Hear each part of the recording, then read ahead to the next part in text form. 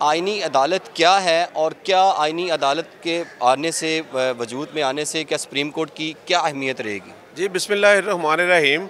आईनी अदालत की डिबेट जो है वो बहुत ज़ोर पकड़ रही है हमारे मुल्क में, क्योंकि पिछले सालों से ये चीज़ बड़ी शिद्दत से ऑब्ज़र्व की गई है कि हमारे मुल्क में जो आईनी मामलात हैं, कॉन्स्टिट्यूशनल मामलात में सुप्रीम कोर्ट के बेंचेस बनते हैं और फिर ये महीनों चलते हैं और 7-7 8-8 घंटे डेली समाअत होती है और उसके बाद जाके जो सुप्रीम कोर्ट में असल काम है, सिविल मैटर या क्रिमिनल मैटर, लोगों के जो पब्लिक राइट्स हैं, जो 20-20 25-25 साल से अदालतों में केस पेंडिंग हैं, उनकी सुनवाई नहीं होती। तो इस तनाज़र में ये डिबेट जो है वो अब आम हो गई है कि आईनी अदालत जो है वो आईनी मामलात को देखने के लिए अलहदा से बुना दी जाए और सिविल क्रिमिनल या दीगर मामलात जो लोगों के हैं वो सुप्रीम कोर्ट ऑफ पाकिस्तान जो है वो उसको देखे। तो आईनी अदालत में एक तो सुप्रीम कोर्ट के जज की रिटायरमेंट एज जो है वो 65 साल है, लेकिन आईनी अदालत के चीफ जस्टिस की या जज की जो एज है वो 68 जो है वो 68 ईयर जो है वो बयान की जा रही है। तो सब ये बताइएगा, बात तो वहीं पे आ गई, कान यहाँ से नहीं यहाँ से घुमा के पकड़ लिया जाए और ये मुश्किल हो गया ज़्यादा इन लोगों के लिए जो लोग एक्सटेंशन के लिए नहीं मान रहे थे। अगर एक्सटेंशन की बात की जाती तो 68 था और सुप्रीम कोर्ट ही रहनी थी। अब आईनी अदालत बनने जा रही है, रिटायर्ड जज जो है उसके चीफ जस्टिस होंगे, तो ये इसकी क्या ज़रूरत है?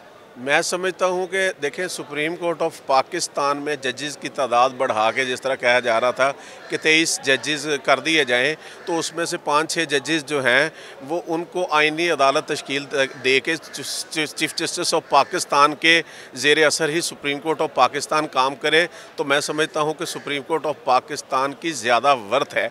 अब अगर देखें, एक तरफ सुप्रीम कोर्ट ऑफ पाकिस्तान का चीफ जस्टिस है, चीफ जस्टिस ऑफ पाकिस्तान, दूसरी तरफ आईनी अदालत बना के उसका चीफ जस्टिस बना दिया जाता है। आपको पता है कि ज़्यादा जो कॉन्स्टिट्यूशनल मैटर हैं वो कॉन्स्टिट्यूशनल मैटर जो है हुकूमती अवानों को डिस्टर्ब करते हैं। तो वो देखें, 68 ईयर जो उसकी एज है, रिटायरमेंट एज, या उसको 3 साल का कॉन्ट्रैक्ट दिया जाना है, तो कोई भी 65 साल का रिटायर्ड बंदा उठा के आप लगा लेते हैं। मैं समझता हूँ कि वो 65 साल का बंदा जो आप उठा के कोई भी चीफ जस्टिस लगाते हैं, जैसे उमर अताब बंदयाल रिटायर्ड हुआ है, साकिब निसार साहब रिटायर्ड हुए हैं, तो मैं समझता हूँ कि एक रिटायर्ड बंदा ज़्यादा कंप्रोमाइज्ड होता है। तो मैं समझता हूँ ये सारे मामलात जो सुप्रीम कोर्ट ऑफ पाकिस्तान है, सुप्रीम कोर्ट ऑफ पाकिस्तान के ज़रिए ही किए जाए ज़्यादा बेहतर है, ना कि 2 पैरेलल निज़ाम खड़े कर दिए जाएँ। क्योंकि हमें जो है ना एक्सटेंशन की डिस्करेज करनी चाहिए, हौसला शिकनी करनी चाहिए। एक्सटेंशन का निज़ाम और मेरिट को जो है, मैं समझता हूँ कि जजेस की तकर्री जो है वो सीनियरिटी बेस पे ही होनी चाहिए। ये चीज़ें असूल पे मबनी हैं। आज हम हालातों वाक़यात के तनाज़र में चीज़ें कर भी लेते हैं एक छोटे बेनिफिट के लिए, लेकिन कल को आपके सामने वही चीज़ बड़ा मसला बन जाती है और फिर जो है वो चीज़ आप परेशान हो जाते हैं। लेकिन जो भी चीज़ असूल पे मबनी होती है, असूल को दवाम होता है, असूल ये बताएं, मैं आपसे ये बात करना चाह रहा हूँ। हम यहाँ पे कोर्ट की भीड़ करते हैं, हमने देखा है लोअर कोर्ट्स के जो फैसले हैं, ठीक है, वो जब चैलेंज किए जाते हैं लाहौर हाई कोर्ट में, तो उसमें से कई फैसलों को मुस्तरद कर दिया जाता है, कलअदम करार दे दिया जाता है। लेकिन ये हम ये कहना चाह रहे हैं या हमें ये लगता है कि अगर आईनी अदालत बन जाती है तो सुप्रीम कोर्ट के फैसले को भी जो है वो इस तरह मुस्तरद और कलअदम करार दिया जा सकते हैं। देखिए, आईनी अदालत जो है ना वो तो सुप्रीम कोर्ट अलहदा से बन जाएगी ना आईनी मामलात के लिए। सिविल मैटर्स वो देखेगी, सुप्रीम कोर्ट देखेगी, और जो आईनी मामलात हैं वो आईनी अदालत। ये आप कहना? जी बिल्कुल, जो सुप्रीम कोर्ट ऑफ पाकिस्तान है वो आईनी मामलात के अलावा सारे मामलात देखेगी, क्योंकि वो फिर सारे मामलात अलहदा हो जाएंगे, अलहदा अदालत हो जाएगी, अलहदा चीफ जस्टिस हो जाएगा।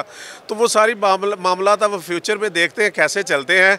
लेकिन ये है कि आईनी मामलात में अलहदा अदालत बन के आईनी तशरीहात के लिए जो है सिर्फ वो अदालत, क्योंकि पाकिस्तान का 25% जो लिटिगेशन है वो कॉन्स्टिट्यूशनल मैटर हैं। तो एक तरफ से तो ये बात ठीक है कि कॉन्स्टिट्यूशनल मैटर्स की वजह से और वो कॉन्स्टिट्यूशनल मैटर्स की वजह से अदालती मामला प्रोलॉन्ग होते हैं, लेकिन अब ये मुस्तक़बिल में देखेंगे इनके क्या रिज़ल्ट आते हैं। लेकिन मैं दुआ यही करता हूँ कि चीज़ें बेहतर होनी चाहिए, स्मूथ होनी चाहिए और लोगों को ज़्यादा सहूलतें होनी चाहिए। अगर नई अदालत बनने जा भी रही है तो ये नई अदालत बेनिफिशियल हो, ना कि बाद में पता चले कि ये तो अपने मफादात के लिए बनाई गई।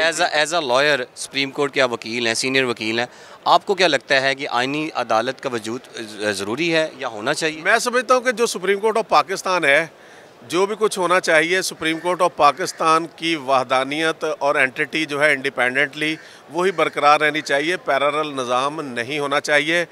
इसमें ही जजेस की तादाद बढ़ा के कॉन्स्टिट्यूशनल मैटर के लिए आइनी बेंच बना दिया जाए या मामला कर दिए जाएँ, तो मेरी राय है ये ज़्यादा बेहतर है। नई अदालत पैरेलल निज़ाम बना के 2 चीफ़ जस्टिस बना के, तो मैं समझता हूँ कि चीज़ें जो हैं वो अब देखते हैं मुस्तक़बिल में इनके क्या रिज़ल्ट आते हैं। लेकिन जब अब पैरेलल निज़ाम आपकी राय क्या है? मेरी राय यही है कि सुप्रीम कोर्ट ऑफ पाकिस्तान के अंदर ही आइनी बेंच होना चाहिए। ये जजेस की तादाद बढ़ा के जो है वो आइनी मामलात के लिए जजेस को मुख्तस कर देना चाहिए। तो आपको नहीं लगता कि यहाँ पर जजेस भी मुख्तलिफ सियासी जमातों के साथ जो है अपने माइंड दे चुके हैं? देखिए, जो आइनी, मैं समझता हूँ भी तो अपना सियासी जमातों से वाबस्तगी जाहिर कर रहे ये हैं। बड़ी बदकिस्मती है कि हमारी सुप्रीम कोर्ट पाकिस्तान में बड़ी डिवीज़न है, बड़ी तफरीक है। क्योंकि सुप्रीम कोर्ट ऑफ पाकिस्तान में आप देखें कि पहले तो जजेस होता था कि वो जजेस उसके पेज पे है, वो जजेस उसके पेज पे है। अब तो अनफॉर्चुनेटली जजेस के अगर आप फैसले पढ़ लें तो नज़र आ रहा होता है कि ये जजेस के ख़िलाफ़ ही फैसले चार्जशीट हैं। अब देखें, एक फ़ैसला जो था रिज़र्व सीटों में जो था डाइसेंटिंग नोट वाले जजेस ने दिया, वो भी एक मुकम्मल फ़ैसला था और पूरी लॉजिक के साथ था। और जब मेजॉरिटी व्यू में उस डाइसेंटिंग नोट वाले जजेस को डिस्कस किया गया और उन पे कमेंट किए गए, तो वो भी बड़ी तशवीशनाक बात है। तो मैं समझता हूँ जजेस के फ़ैसले जो हैं ये एक दूसरे के ख़िलाफ़ मैं समझता हूँ चार्जशीट हैं, और ये नहीं होना चाहिए। फ़ैसलों में जज्बातियत नहीं नज़र आनी चाहिए। फ़ैसलों में जो है वो ये नज़र नहीं आना चाहिए कि इनका जजेस में आपस में कोई क्लैश है, कोई तनाज़ा है। और जजेस अपने फ़ैसले करें, और जब फ़ैसले से ये जेस्चर निकले कि ये इंडिपेंडेंट फ़ैसला है, फिर वो जिसको मर्ज़ी फेवर करे, कोई नुकसान नहीं है। लेकिन जब फ़ैसलों में ये स्मेल आए कि ये फ़ैसले जो हैं वो ये उसको फेवर कर रहे हैं या उसको फेवर कर रहे हैं, आजकल जो फैसले आ रहे हैं आपको लगता है कि वो इंडिपेंडेंट है? मैं समझता हूँ कि आजकल जो है वो बड़ी वाज़ेह तफरीक है, और ये तफरीक के तनाज़र में ये फ़ैसले जो हैं मैं समझता हूँ कि इसमें आप इन पे उंगली उठा सकते हैं, और ये तफरीक नहीं होनी चाहिए। और बतौर अदारे का, बतौर जुडिशरी जो है ये जेस्चर जाना चाहिए। अब देखें ना, आपने रिज़र्व सीटों वाले फ़ैसले में भी आपने फ़ैसला किया तो आउट ऑफ द वे जाके कर दिया। जो इलेक्शन कमीशन में केस था या इस्लामाबाद हाई कोर्ट में केस था, उस केस में आपने, ठीक है, सुप्रीम कोर्ट ऑफ पाकिस्तान का इख्तियार है कि आप 187 में जाके to meet the requirement of justice कुछ भी कर सकते हैं। लेकिन आप जब वो करते हैं तो आपने ये भी देखना है कि आइन के बहुत सारे आर्टिकल जो हैं उनकी वायलेशन तो नहीं ना हो रही। तो इसलिए मैं समझता हूँ कि इख्तियार को इस्तेमाल करना चाहिए पॉजिटिवली, और इससे ये जेस्चर जाए कि ये इंडिपेंडेंट फ़ैसले हैं और किसी की फेवर के नहीं है। फिर जिसको फेवर मिलती है 100 बार मिले। लेकिन अदलिया को अपना ये इंडिपेंडेंट तशख़्ख़ुस जो है इसको बरकरार रखने के लिए जो है, वरना जो है वो अदालती निज़ाम पे अगर उंगलियां उठें तो फिर अदालती निज़ाम ही किसी भी मुल्क में अमन की और इंसाफ की और ट्रांसपेरेंसी की ज़मानत होता है।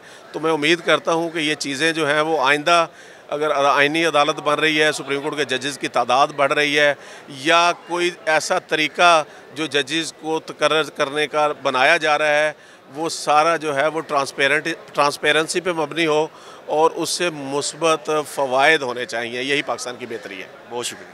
Thank you.